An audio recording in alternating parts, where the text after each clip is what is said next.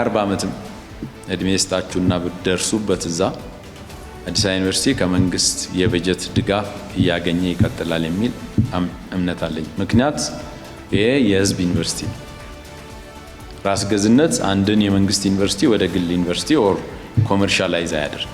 ሰሚኒት ዘሪት በመባል የሚጠራውን በዓል ለማክበር በተዘጋጀው የሙዚቃ ኮንሰርት ለመታደም በተሰባሰቡ ሰዎች ላይ የተከፈተው ጥቃትም ከ300 በላይ የሚደርሱ ሰዎች ህይወት እንዲያልፍ ምክንያት ሆኗል። ይህ ክስተት በኋላ እርምጃ መውሰድ መጀመሯን ተከትሎ ላለፉት 2 ዓመታት ጦርነት ሲካሄድ ቆይቷል። ዩክሬን የፈረንሳይን ኩራትና የአውሮፓን ሰማይ ከሚጠብቁ አውራዎች መካከል የሚቆጠሩትን 100 ዘመናዊ የራፋል ተዋጊ ጀቶች ልትገዛ ነው ተብሏል። ታዲያ በጦር ግንባር የሰው ህይወት እንደ ቅጠል እየረገፈ መሰረተ ልማቶች እየወደሙ ባሉበት በዚህ ወቅት የጦር መሳሪያ ስምምነት ለሰላም መንገድ ይጠርጋል ወይስ የእሳቱን ነበልባል የበለጠ ያራግበዋል የሚለው የብዙ ተንታኞች ጥያቄ ነው። የመኪናው ከፍታ መኪና አምራች ካምፓኒ መኪናውን ሲያመርት የሚኖረው ከፍታ አለ። ነገር ግን በግላችን ከፍታ መጨመር በዋነኝነት የምንጠቀመው ስፔሰር በሚባለው እቃ ማለት ነው። ሰላም ጤና ይስጥልን ውድ ተመልካቾቻችን፣ ሀገሬ ዜና ጀምሯል። የተለያዩ የሀገር ውስጥና ዓለም አቀፍ መረጃዎችን ይዘን ቀርበናል። ከመላው ስቱዲዮ ባልደረባዎቼ ጋር አብሬያችሁ ቆይታ የማደርገው እኔ ዳግም ተገኝ ነኝ። በመጀመሪያም አበይት መረጃዎችን አስቀደምን። አዲስ አበባ ዩኒቨርሲቲ ራስ ገዝ መሆኑ ቢታወቅም አሁንም ከመንግስት የበጀት ድጋፍ እንደሚደረግለት ተነግሯል። በዚህ የሽግግር ወቅት ደግሞ ከ100 በላይ የትምህርት ክፍሎችን ማጠፉን ዩኒቨርሲቲው አስታውቋል። ደምሰው ሽፈራው። አዲስ አበባ ዩኒቨርሲቲ በኢትዮጵያ ውስጥ ካሉት ዩኒቨርሲቲዎች የመጀመሪያው ራስ ገዝ ሆኖ መልሶ እንዲቋቋም መደረጉ ይታወሳል። በዚህም መሰረት ከመንግስት ቀጥታ በሚያገኘው በጀት ሳይሆን በራሱ በሚያመነጨው ሀብት እንደሚንቀሳቀስ ተገልጾ ነበር። ቢሆንም ግን አሁንም ከመንግስት ከፍተኛ የፋይናንስ ድጋፍ እየተደረገለት እንደሚገኝ ተነግሯል። የዩኒቨርሲቲው ተጠባባቂ ፕሬዝዳንት ዶክተር ሳሙኤል ክፍሌ የተቋሙን 75ኛ ዓመት የአልማዝ ኢዮቤልዩ አከባበር አስመልክቶ በሰጡት መግለጫም ራስ ገዝ ሆነ ማለት የግል ተቋም ሆነ ማለት አለመሆኑን በመግለጽ የዛሬ 40 ዓመትም ቢሆን ዩኒቨርሲቲው ከመንግስት የበጀት ድጋፍ እያገኘ እንደሚቀጥል ተናግረዋል። በእኛ ሀገርም ወደፊት ሌላም ሀገር ዩኒቨርሲቲዎች ራስ ገዝ ስለሆኑ የመንግስት ገንዘብ አይወስዱም አይቀበሉም የሚል ነገር የለም። መጠኑ ይለያያል። በዚህኛው አዋጅ 1294 ላይ በግልጽ ተቀምጧል። በሂደት እየቀነሰ የሚሄድ የመንግስት ድጋፍ ይደረግላቸዋል ራስ ገዝ ዩኒቨርሲቲዎች ይላል። ይህ በምን አግባብ ይሆናል? የሚኒስትሮች ምክር ቤት ደንብ ያወጣል ብሎ አስቀምጦታል። ደንቡ እስከ ዛሬ አልወጣም። አምሹር በዚህ ዓመት የሚወጣ ይመስለኛል። የዛሬ 40 ዓመትም እድሜ ስታችሁና ብትደርሱበት እዛ አዲስ አበባ ዩኒቨርሲቲ ከመንግስት የበጀት ድጋፍ እያገኘ ይቀጥላል የሚል እምነት አለኝ። ምክንያት ይሄ የህዝብ ዩኒቨርሲቲ ነው። ራስ ገዝነት አንድን የመንግስት ዩኒቨርሲቲ ወደ ግል ዩኒቨርሲቲ ኦር ኮመርሻላይዝ አያደርግ። የሚያደርግ ያለው የተሻለ ነፃነት ያለው ግን በተጠያቂነት የሚመራ የመንግስት ዩኒቨርሲቲ ማድረግ ነው። ከዚህ በተጨማሪም ደግሞ ዩኒቨርሲቲው ባለፉት 2 ዓመታት ወደ ራስ ገዝነት ባደረገው ሽግግር ቁጥራቸው ከ100 በላይ የሚሆኑ የትምህርት ክፍሎች እንዲታጠፉና እንዲዋሃዱ የተደረጉ ሲሆን ከነዚህም ውስጥ የተወሰኑት እንዲቋረጡ መደረጉን አክለው ገልጸዋል። በዚህም መሰረት ከ500 በላይ የነበሩት የትምህርት ክፍሎች ወደ 418 ዝቅ እንዲሉ መደረጉን የገለጹት ዶክተር ሳሙኤል ዓላማውም የኢትዮጵያን ኢኮኖሚና ማህበራዊ ጉዳዮች በመጪው ጊዜ የሚያስፈልጓቸው የትምህርት ክፍሎችን መለየት እንደሆነ አስታውቀዋል። የድረ ምረቃ ብቻ ሳይሆን የቅድመ ምረቃ ፕሮግራሞችም የታጠፈዋል። ከ100 በላይ ፕሮግራሞች ወይ ተሰባስበዋል ወይ ተጣምረዋል ወይ ተዋህደዋል። አንዳንዶቹ ደግሞ ለጊዜው እንዲቆዩ ተደርጓል። ይሄ ያስፈለገው ጠንካራ ፕሮግራሞች ባለቤት መሆን፣ ተማሪዎች የሚፈልጓቸው፣ ኢኮኖሚ የሚፈልጋቸው፣ ቀጣዩ የኢትዮጵያ ኢኮኖሚና የማህበራዊ ለውጦች የሚያዘጋጁ ፈጻሚዎች፣ መሪዎች፣ ተመራማሪዎች የሚወጡበት ፕሮግራም ምን ይሁን ከሚል መነሻ ለዛም ይሆን ስራ ጊዜ ተወስዶ ተሰርቶ ከ500 በላይ የነበሩ ፕሮግራሞች ወደ 418 እንዲሰባሰቡ ተደርጓል። መቼስ መቶዎቹን መዘርዘር አይጠበቅብኝም። እዚህ ውስጥ ግን ሁለቱንም ይመለከታል። የቅድመ ምረቃ ፕሮግራሞችንም የድረ ምረቃ ፕሮግራሞችን። ዋናው ማጠንጠኛው ግን አዲስ አበባ ዩኒቨርሲቲ የአካዳሚክ ልቀትነቱን አስጠብቆ ማስቀጠል የሚያስችለው ፕሮግራም የትኛው ነው የሚለው መነሻው ከዛ። በ1943 ዓ.ም ታህሳስ ወር ላይ በ50 ተማሪዎች ስራውን እንደጀመረ የሚነገርለት አዲስ አበባ ዩኒቨርሲቲ የተመሰረተበትን 75ኛ ዓመት የአልማዝ ኢዮቤልዩ በዓል በዚሁ ዓመት የሚያከብር ሲሆን እስከ መጪው ታህሳስ መጨረሻ ባሉት ቀናቶችም በተለያዩ ዝግጅቶች እንደሚያከብር ተነግሯል። የመዋቢያ ምርቶች በስፋት ሊድ የተባለው ንጥረ ነገር እንደያዙ ተገልጿል። ዜጎች ይህንን ንጥረ ነገር መጠቀምን መገደብ ካልቻሉ ለተለያዩ በሽታዎች ሊጋለጡ እንደሚችሉም ተነግሯል። በተለይም ለጉበት፣ ልብ እንዲሁም ኩላሊት በሽታዎች እንደሚያጋልጥ ተገልጿል። ሚኪያስ ኃይሌ ተጨማሪውን አዘጋጅቶታል። እንደ ሀገር ሊድ ያላቸው ምርቶች በስፋት ጥቅም ላይ የዋሉ ነው ተገለጸም። በኢትዮጵያ ከ3 ህጻናት ውስጥ አንዱ በሊድ እንደሚጠቃ ጥናት አመላክቷል። ሊድ በተፈጥሮ አፈር ውስጥ የሚገኝ ንጥረ ነገር መሆኑ የተገለጸ ሲሆን ረጅም ጊዜ ያገለገሉ ብረቶች፣ የመኪና ባትሪ ውስጥ እንዲሁም በተለያዩ የመዋቢያ እቃዎች ውስጥ ሊገኝ እንደሚችል ተብራርተዋል። በተለይ በመዋቢያ እቃዎች ውስጥ አማካኝነት በሰፊው ማህበረሰቡን እያጠቃ ስለመሆኑ ያብራሩት በአካባቢ ጥበቃ ባለስልጣን የአካባቢ ህግ ተከባሪነት ክትትልና ቁጥጥር ከፍተኛ ባለሙያ ሙላ ተሸሙ ናቸው።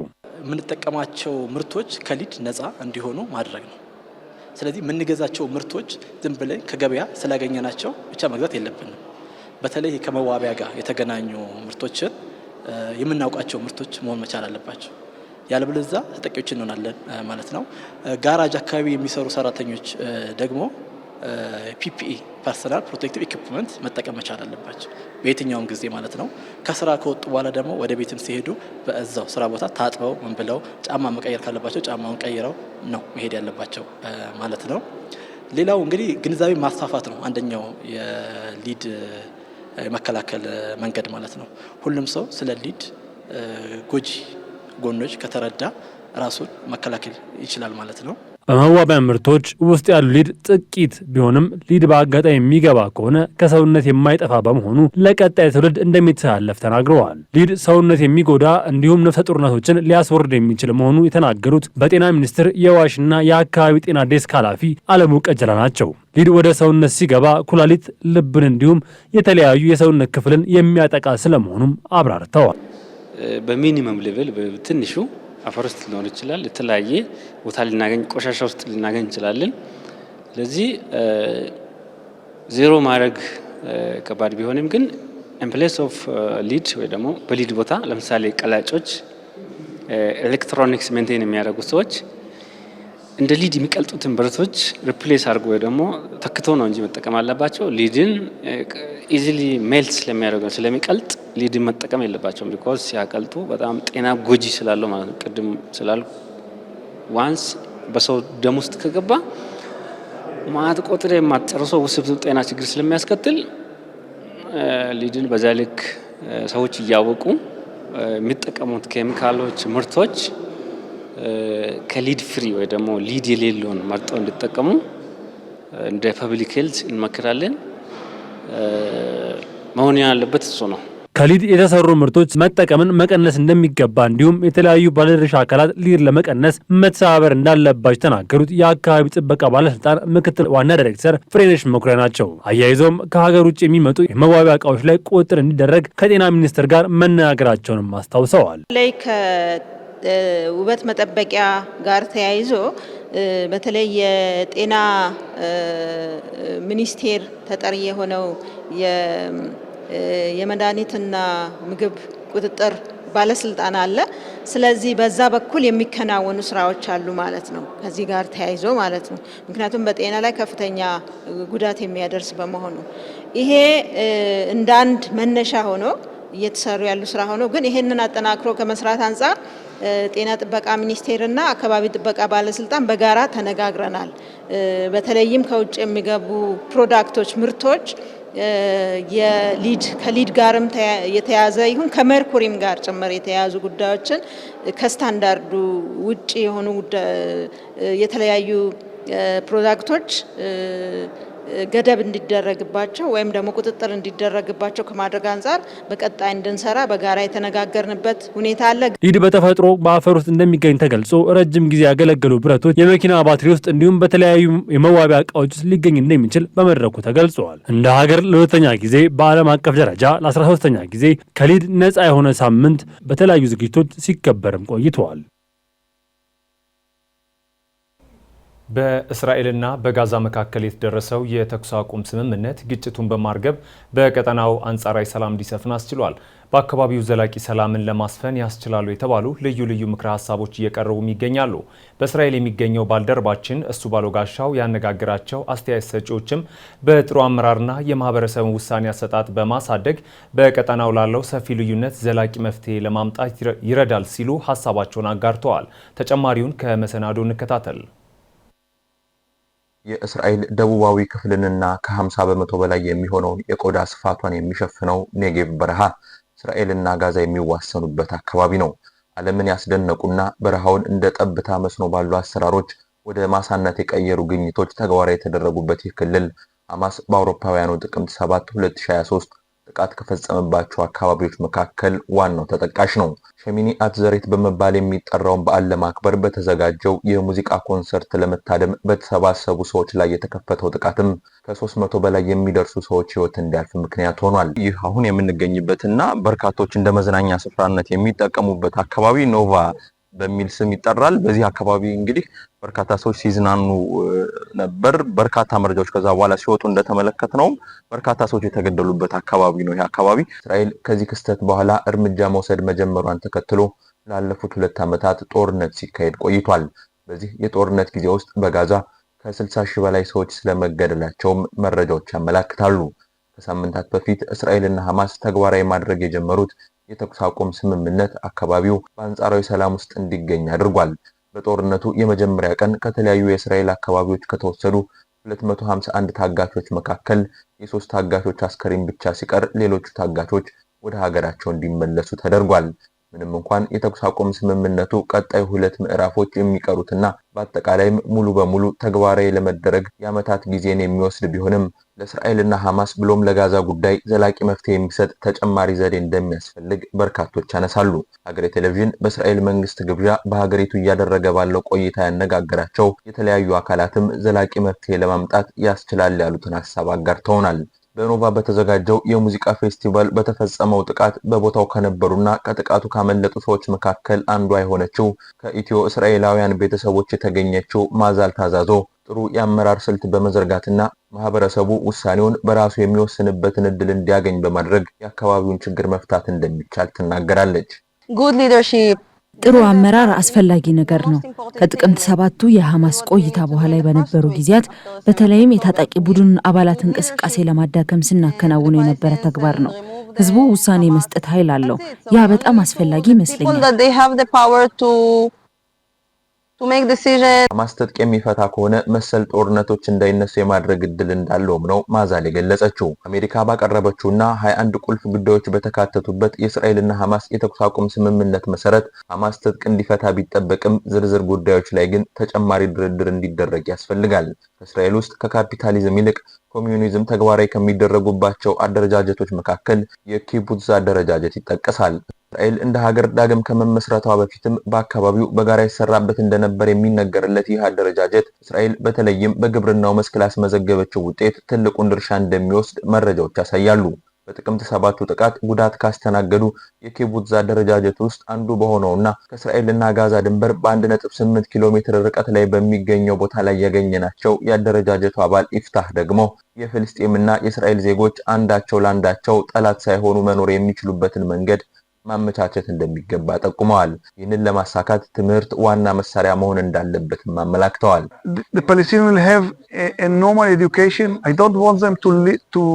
በእስራኤልና ጋዛ መካከል አስፈላጊ የሆነውና ልንማርበት የሚገባው መርህ ሰውነትን ማክበር ነው። እንዲወዱኝ አሊያም በፍጹም ፍቅር በጋራ እንድንኖር ላልጠብቅ እችላለሁ። ግን በሁለቱም ድንበር አካባቢ ያለውን ሰላም መጠበቅ ከተቻለ አብሮ መኖር ይቻላል ብዬም አስባለሁ። እስራኤልና ሐማስ የተኩስ አቁም ስምምነት ከተፈረመ በኋላም ቢሆን በሁለቱም ወገኖች በተፈጸሙ ጥቃቶች ከ200 በላይ ሰዎች ሕይወታቸውን አጥተዋል። ሐማስ ቀሪ 3 የታጋች አስከሬኖችን የሚመልስ ከሆነ የሁለተኛው ምዕራፍ የተኩስ አቁም ስምምነት ድርድሮች መካሄድ ይጀምራሉ ተብሎ ይጠበቃል። ለሀገሬ ቴሌቪዥን ለተጠናቀረው ዘገባ እሱ ባለው ጋሻው፣ እስራኤል ቴል አቪቭ። በፈረንሳዩ ዳሶ አቪዬሽን የተሰሩ 100 ራፋል ሚሳኤሎችን ዩክሬን ልትገዛ መሆኑ ተሰምቷል። እነዚህ ባለ 2 ሞተር የጦር ጄቶች ከአየር ወደ አየር ውጊያ በተጨማሪ ሚሳኤሎችን በአየር ላይ ከመጥለፍ አንስቶ ሩቅ ርቀት ላይ ያሉ ኢላማዎችን መምታት የሚችሉ መሆናቸው ተገልጿል። ዩክሬን እስከዛሬ ከምዕራባውያን ባገኘቻቸው የጦር መሳሪያዎች ሩሲያን ስትከላከል ብትቆይም እንደ ራፋል ያለ የላቀ ቴክኖሎጂ የታጠቀ ጄት ማግኘቷ የጦርነቱ ሚዛን ሊቀይር የሚችል ክስተት ስለመሆኑ ተመላክቷል። ተጨማሪ አለን። ዓመታት በጦርነት እሳት ስትለበለብ ከተሞቿ አመድ ሲሆኑ ህዝቦቿ ደግሞ በስደትና በሰቆቃ ሲንገላቱ የከረሙት ዩክሬናውያን ከፈረንሳይ ዋና ከተማ ፓሪስ አንዲት የተስፋ ሻማ ብልጭ ያለች ስለመሆኗ እየተሰማ ይገኛል። የፈረንሳዩ ፕሬዝዳንት ኢማኑኤል ማክሮን በጦርነት የደከሙትን የዩክሬን መሪ ቮሎዲሚር ዘለንስኪን በታሪካዊ የኤልሴ ቤተ መንግስት ሞቅ ባለ ስሜት ተቀብለው የዓለምን ትኩረት የሳበ ስምምነት ሲያበስሩ ብዙዎች ጆሮአቸውን ማመን አቅቷቸው ነበር። ስምምነቱ ቀላል አልነበረም። ዩክሬን የፈረንሳይን ኩራትና የአውሮፓን ሰማይ ከሚጠብቁ አውራዎች መካከል የሚቆጠሩትን 100 ዘመናዊ የራፋል ተዋጊ ጀቶች ልትገዛ ነው ተብሏል። ታዲያ በጦር ግንባር የሰው ሕይወት እንደ ቅጠል እየረገፈ መሰረተ ልማቶች እየወደሙ ባሉበት በዚህ ወቅት የጦር መሳሪያ ስምምነት ለሰላም መንገድ ይጠርጋል ወይስ የእሳቱን ነበልባል የበለጠ ያራግበዋል የሚለው የብዙ ተንታኞች ጥያቄ ነው። የዩክሬኑ ፕሬዝዳንት ቮሎዲሚር ዘለንስኪ የጦርነትን ድካም ለማስቆም ወደ ፓሪስ አምርተዋል ተብሏል። ፕሬዝዳንቱ ታሪካዊውን ብዕር አንስተው ሀገራቸው በቀጣዮቹ 10 ዓመታት ውስጥ እስከ 100 የሚደርሱ የራፋል ተዋጊ ጀቶችን ለመግዛት ስምምነት ሲፈራረሙ በጦርነቱ ላይ አዲስ ምዕራፍ ስለመከፈቱ የተለያዩ መገናኛ ብዙሃን ተናግረዋል። ራፋል ጄቶች ተራ የጦር አውሮፕላኖች አይደሉም። በፈረንሳዩ ዳሶ አቪዬሽን የተሰሩት እነዚህ ባለ 2 ሞተር ጄቶች ከአየር ወደ አየር ውጊያ የበላይነትን ከመቀዳጀት ገዳይ ሚሳኤሎችን በአየር ላይ ከመጥለፍ አንስቶ ሩቅ ርቀት ላይ ያሉ ስልታዊ ኢላማዎችን እስከ መምታት ድረስ ሰፊና አስፈሪ መሆናቸው ይነገራል። እነዚህ ጀቶች የሩሲያን የማያባራ የሚሳኤልና የድሮን ጥቃት ለመመከት ለምትታገለው ዩክሬን ወሳኝ ስለመሆናቸው ተገልጿል። ዩክሬን እስከዛሬ ከምዕራባውያን ባገኘቻቸው የጦር መሳሪያዎች ስትከላከል ብትቆይም እንደ ራፋል ያለ የላቀ ቴክኖሎጂ የታጠቀ ጄት ማግኘቷ የጦርነቱን ሚዛን ሊቀይር የሚችል ክስተት ነው ተብሏል። ዘለንስኪም ስምምነቱን ከፈረሙ በኋላ ይህ የአየር መከላከያ አቅማችንን ከዓለማችን ታላላቆች አንዱ ያደርገዋል ሲሉ በልበ ሙሉነት መናገራቸውን ኬቭ ኢንዲፔንደንት ዘግቧል። ዘለንስኪ በሁለቱ ሀገራት መካከል የተደረገው ስምምነት ታሪካዊ ነው ሲሉ ማሞካሽተውታል። ስምምነቱ ዩክሬን የተለያዩ የጦር መሳሪያዎችን በፈረንሳይ የጦር መሳሪያ ማምረቻዎችና የቴክኖሎጂ ሰፈሮች ላይ እንድታመርት የሚያግዝ ስለመሆኑም አክለዋል። ዩክሬን በሩሲያ የጦር መሳሪያ ማምረቻ ኢንዱስትሪዎቿ ላይ እስከ 2035 ድረስ 100 ራፋል ኤፍ4 ጄቶችን፣ የአየር መከላከያ ስርዓቶችን፣ ራዳሮችን፣ ሚሳኤሎችና የአየር ላይ ቦምቦችን እንድታመርት እንደምትፈቅድም ተገልጿል። ፕሬዝዳንት ማክሮን በበኩላቸው ከስምምነቱ ባለፈ ተስፋቸውንም ገልጿል። በቀጣዩ ዓመት የሰላም ስምምነት ሊደረስ እንደሚችልና ከፈረንሳይ ፕሬዝዳንታዊ ምርጫ በፊት ግጭቱ እንዲቆም ያላቸውን ምኞት አጋርተዋል። ከወታደራዊው ስምምነት በተጨማሪም የፈረንሳዩ የባቡር አምራች አልስቶም ለዩክሬን 55 የኤሌክትሪክ ሎኮሞቲቮችን ለማቅረብ የ475 ሚሊዮን ዩሮ ስምምነት መፈራረሙ የሁለቱ ሀገራት ግንኙነት ከጦሩ ግንባር የዘለለ የመልሶ ግንባታን ራዕይ ያካተተ መሆኑን ያመላክታል። በሌላ በኩል በብራስልስ ኮሪደሮች ውስጥ የራሱ የሆነ መንገድ የሚከተለው የሃንጋሪው ጠቅላይ ሚኒስተር ቪክተር ኦርባን እንደተለመደው የተለየና ጠንካራ አስተያየታቸውን ሰንዝረዋል። የአውሮፓ ህብረት አንድነት በአንድ ጀልባ ላይ ተቀምጦ በተለያየ አቅጣጫ መቀዘፍ እንደማይቻል በሚያሳብቅ መልኩ ኦርባን የህብረቱን አቋም በግልጽ መተቸታቸውን የኬቭ ኢንዲፔንደንት መረጃ ያመላክታል። ኦርባን ዩክሬን ሩሲያን የማሸነፍ ምንም እድል የላትም በማለት የአውሮፓ ህብረት መሪዎች ለኬቭ እርዳታ በመስጠት ጦርነቱን እያራዘሙትና የአውሮፓን ህልውና አደጋ ላይ እየጣሉት ነው ሲሉ ወቅሰዋል። አክለውም የአውሮፓ መሪዎች ጦርነቱን መቀጠል ይፈልጋሉ፣ ይህ ደግሞ እብደት ነው ያሉት ኦርባን ጊዜውና ሁኔታው ከኛ ይልቅ ለሩሲያውያን የተሻለ ነው በማለት ተናግሯል። ተናግረዋል። ዩክሬንን መርዳት መቀጠል የለብንም፣ በተቻለ ፍጥነት ማቆም አለብን ሲሉም አስጠንቅቀዋል። ይህ የሃንጋሪው መሪ አቋም በአውሮፓ ህብረት ውስጥ የተፈጠረውን ስምምነት ምን ያህል ስስና በቀላሉ የሀሳብ ልዩነት በህብረቱ መሃል መፈጠር የሚችል ስለመሆኑም የሚያመላክት ነው። ኦርባን በጦር ግንባር ያለው ሁኔታ በበላይነት መምራት ዩክሬንን ድርድር ላይ ለመድረስ የሚያመቻትና የሚደግፋት ነው እየተባለ በምዕራባውያንና በአንዳንድ የአውሮፓ ህብረት ሀገራት የሚቀርበው ስትራቴጂ ሙሉ በሙሉ ስህተት እየተሞላበት ነው ሲሉ አጣጥለውታል። የእርሳቸው ንግግር በአውሮፓ የፖለቲካ መድረክ ላይ ያለው ስምምነት ከላይ ሲያዩት ያማረ ከስር ሲሉት እየሾህ አጥር ሊሆን እንደሚችል አመላካችም ነው። ታዲያ ዩክሬናውያን ልንገዛ ነው ያሉት ራፋል ጄት ውሎ ሳያድር የሩሲያ ወታደራዊ ኃይል ምሽቱን 100 የሚሆኑ ሚሳኤልና ድሮኖችን በመጠቀም የዩክሬንን ሰማይ ሲያርሱትና ሲያጓሩበት እንዳደሩ ሲቢኤስ ኒውስ ዘግቧል። በዚሁ ጥቃትም በምስራቅ ካርኪቭ ክልል ውስጥ ቢያንስ 3 ሰዎች ሕይወታቸው ሳያልፍ እንዳልቀረ መረጃው አመላክቷል።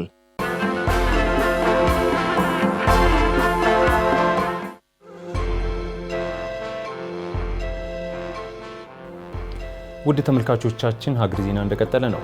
አጫጭር ወዳልናቸው መረጃዎች አለፍን። የድንጋይ ከሰልና ሌሎች ዝቅተኛ አፈጻጸም ያላቸው ዘርፎች ላይ ያለውን ችግር ለይቶ መቅረፍ እንደሚገባ ተገለጸ። በሕዝብ ተወካዮች ምክር ቤት የኢንዱስትሪና ማዕድን ጉዳዮች ቋሚ ኮሚቴ የማዕድን ሚኒስቴርን የ2018 በጀት ዓመት የመጀመሪያ ሩብ ዓመት እቅድ አፈጻጸምን ገምግመዋል። የቋሚ ኮሚቴ ሰብሳቢ የማዕድን ልማቱ ተስፋ ሰጪ መሆኑን በመግለጽ በመንግስት በኩል የተጀመሩ ፕሮጀክቶች መጠናቀቃቸው በዘርፉ ተጨማሪ አቅም መፍጠር የሚያስችል ነው ብለዋል። ይሁንና የድንጋይ ከሰልና ሌሎች ዝቅተኛ አፈጻጸም ባላቸው ዘርፎች ያለውን ችግር ለይቶ ለመቅረፍ መሰራት እንደሚያስፈልግም አሳስበዋል። የማዕድን ሚኒስትር ኢንጂነር ሀብታሙ ተገኝ በበኩላቸው ከእቅድ በታች በመጡ አፈጻጸሞች ላይ በሚቀጥሉት ወራት የተሻለ ስራ ለመስራት አስፈላጊውን እርምጃ እንወስዳለን ማለታቸውን ከምክር ቤቱ ያገኘነው መረጃ ያመላክታል።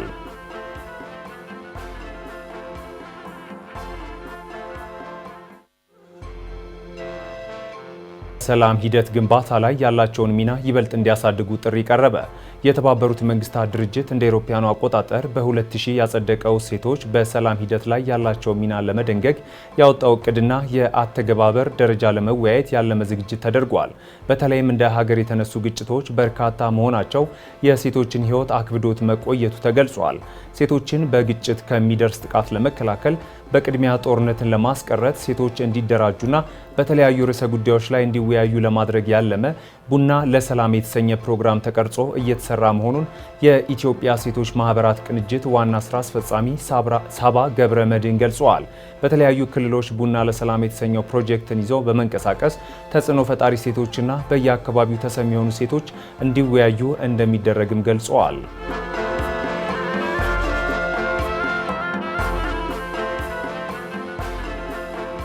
በኢትዮጵያ ምግብና መድኃኒት ባለስልጣን የድሬዳዋ ቅርንጫፍ ጽህፈት ቤት ባለፉት 3 ወራት 259 ቶን ጊዜያቸው ያለፈባቸው የምግብ ምርቶች እንዲወገዱ ማድረጉን አስታውቋል።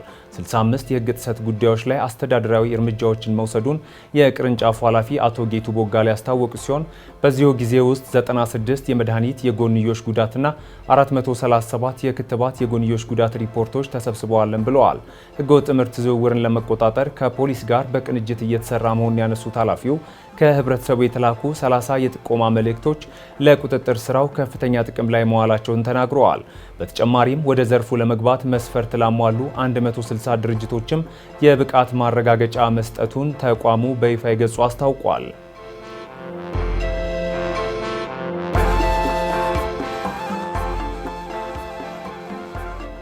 ከሀገር ማዶ ያገኘናቸው መረጃዎች አለፍን።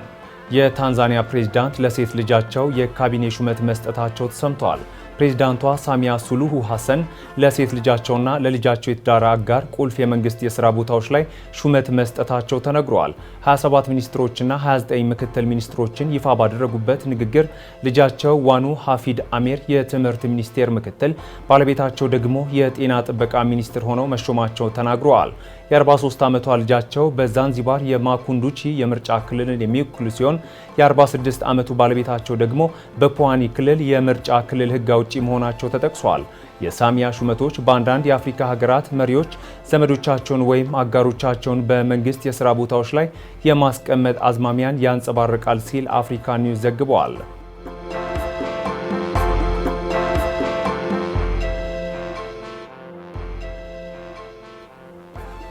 የተባበሩት መንግስታት ድርጅት የጸጥታው ምክር ቤት በአሜሪካው ፕሬዝዳንት ዶናልድ ትራምፕ የቀረበውን ባለ 20 ነጥብ የጋዛው የሰላም ስምምነት በአብላጫ ድምፅ አጽድቋል። አፋጣኝ የተኩስ አቁም፣ ሐማስ የያዛቸውን ታጋቾች መልቀቅ፣ የእስራኤል ጦር ከጋዛ ሰርጥ መውጣትና ፍልስጤማውያን እስረኞችን መለቀቅ ከሞላ ጎደል ተተግብረዋል። ጋዛን መልሶ መገንባት፣ በትራምፕ የሚመራ ከፖለቲካ ነፃ የሆነ የፍልስጤም ኮሚቴ ጋዛን ማስተዳደር እንዲሁም የሰላም ስምምነቱን የሚቆጣጠር ዓለም አቀፍ የሰላም አስከባሪ በጋዛ ማሰማራት የሚሉት በትራምፕ የቀረቡ ዋና ዋና ነጥቦች ናቸው።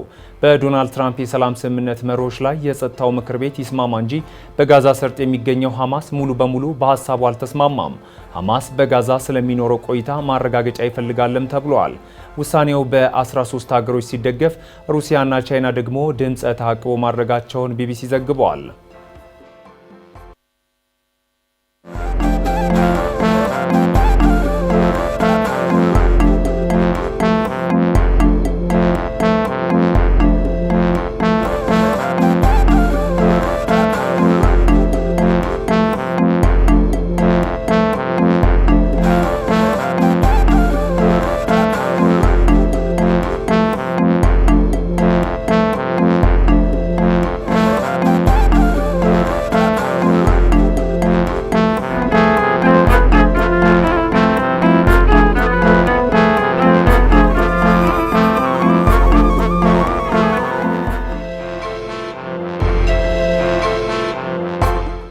ውድ ተመልካቾቻችን ሀገር ዜና እንደቀጠለ ነው። አብራችሁን ስለሆናችሁ ከልብ እናመሰግናለን።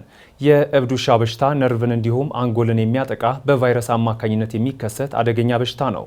በዓለማችን ላይ ከ59 ሺህ በላይ ሰዎች በዚህ በሽታ እንደሚያዙ ባለሙያዎች ይናገራሉ። ለመሆኑ የእብድ ውሻ በሽታ እንዴት ይከሰታል? ምልክቶቹና መፍትሄዎቹስ ምንድናቸው? የሚለውን ከጤና ባለሙያው ተከታትለን እንመለስ።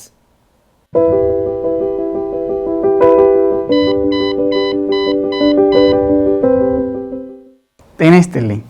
የእብድ ውሻ በሽታ በዓለማችን ላይ ከ59 ሺህ በላይ ሰዎችን በየዓመቱ ይገላል። ለመሆኑ የእብድ ውሻ በሽታ ወይም ሬቢስ እንዴት ይከሰታል? ዶክተር ቢኒያም ፍስሐ ነኝ። አብራችሁን ቆዩ። ሬቢስ አንጎልን እና ነርቭን የሚያጠቃ በቫይረስ የሚከሰት አደገኛ በሽታ ነው። የሚተላለፈው በሬቢስ ቫይረስ የተለከፈ እንስሳ በዋናነት ውሻ፣ የሌሊት ወፍ በሚነክሱን ጊዜ ሲሆን ከነዚህ በተጨማሪ ሰውነታችን ላይ ያለ ቁስል እነዚህ እንስሳት በሚልሱበት ጊዜ በምራቅ አማካኝነት ይተላለፋል። ልጆች አብዛኛውን ጊዜ ከእንስሳት ጋር ስለሚጫወቱ እንዲሁም መነከሳቸው ላይናገሩ ስለሚችሉ ለሬቢስ የተጋለጡ ናቸው። የሬቢስ ወይም የእብድ ውሻ በሽታ ምልክቶች ምንድን ናቸው?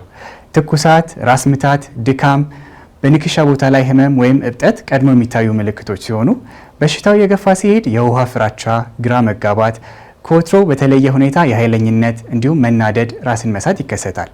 ታዲያ እነዚህ ምልክቶች መታየት ከጀመሩ ሬቢስ መታከም አይችልም። ይህ ማለት ለሞት ይዳርጋል። ስለዚህ ምልክቶች ከመጀመራቸው በፊት ሕክምና መደረግ ይኖርበታል። ከንክሻ በኋላ አንድ ሰው ምን ማድረግ አለበት? ቁስሉን ወዲያውኑ ከ10 እስከ 15 ደቂቃ ያክል በሳሙናና በንጹህ ውሃ ማጠብ።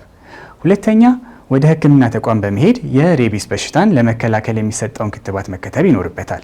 ክትባቱን ማግኘት የማንችልበት አጋጣሚ ላይ ካለን የነከሰንን ውሻ ለ10 ቀናት የእብድ ውሻ በሽታ ምልክቶችን ማሳየቱን መከታተል ይኖርብናል። ይህም ከወትሮ በተለየ ሁኔታ ውሻው የኃይለኝነት፣ ለሀጭ መዝረብረብ እንዲሁም ሽባ መሆን ይጠቀሳሉ። ውሻው ላይ እነዚህን ምልክቶች ካዩ በአፋጣኝ ክትባት ወደምናገኝበት የጤና ተቋም መሄድ ይኖርብናል። ከዚህ በተጨማሪ ውሻው ሌላ ሰው ላይ ጉዳት እንዳያደርስ ለይቶ ማቆየት ይኖርብናል። በመጨረሻም የእብድ ውሻ በሽታን 100% መከላከል ይቻላል። ነገር ግን ምልክቶች ከታዩ በኋላ ሊታከም አይችልም። ስለዚህ ውሾችን የሬቢስ ክትባት ማስከተብ፣ የዱር እንስሳት ጋር ያለንን ንክኪ መቀነስ፣ ከተነከሱ ደግሞ ምልክቶች ሳይጀምሩ በፍጥነት ሕክምና ማግኘት አስፈላጊ ነው። ሰላም።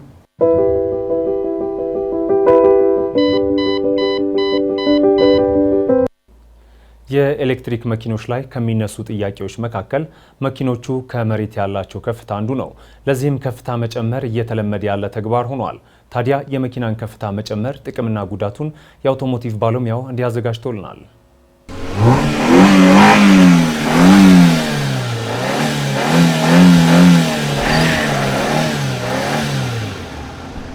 ሰላም ሰላም እንደምናላችሁ ውድ ተመልካቾቻችን፣ በዝግጅታችን አሁን በተለይ የኤሌክትሪክ መኪኖች ላይ እየተለመደ የሚገኘውን የመኪና ከፍታ መጨመር ጥቅምና ጉዳቶቹ እናያለን። ከመረጃዎቹ ጋር አብራችሁን ቆዩ። የአውቶሞቲቭ ባለሙያ አዶንያ ብርሃኔ፣ መልካም ቆይታ።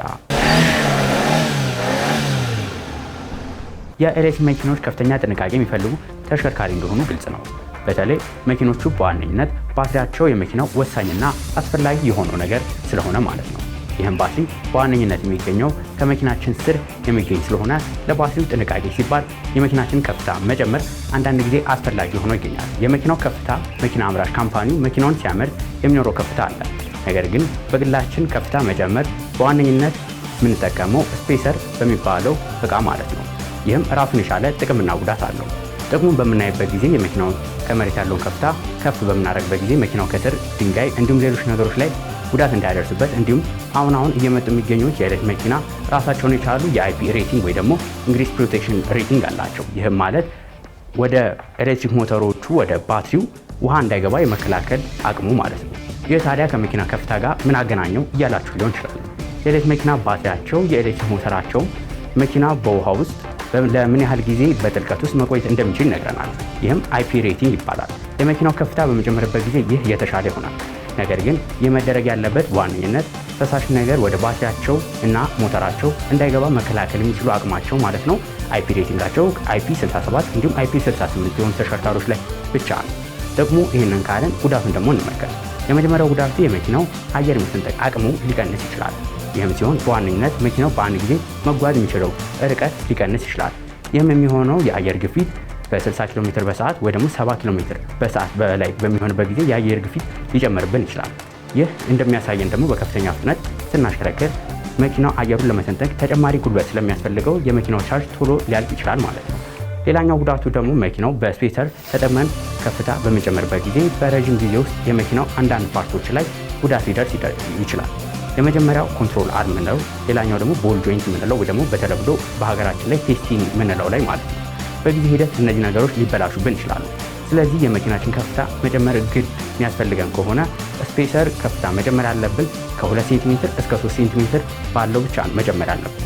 ከዚህ በተጨማሪ ግን ተለቅ ያለ ቻርጅ የምንጠቀም ከሆነ የመኪናውን ቦዲ እንደማይነካ ማረጋገጥ ይኖርብናል። ለዛሬ ይዤላችሁ የቀረቡት መረጃ ይህን ይመስል ነበር። በቀጣይ ሌሎች ከመኪና ጋር በተገናኙ መረጃ እስከምንገናኝ ድረስ መልካም ሁሉ ተመኘው።